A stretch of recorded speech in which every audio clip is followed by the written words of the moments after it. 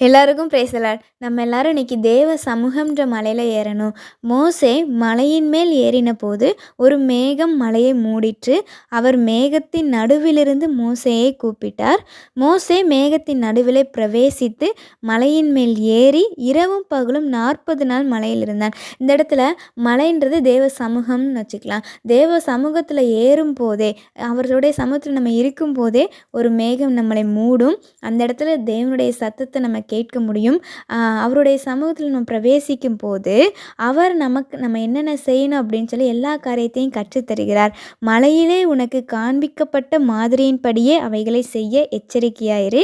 மலையில் உனக்கு காண்பிக்கப்பட்டபடியே அதை பண்ண கடவர்கள். யாத்ராகமம்ல நிறைய இடத்துல இந்த மலைன்ற வார்த்தை வந்திருக்கும்.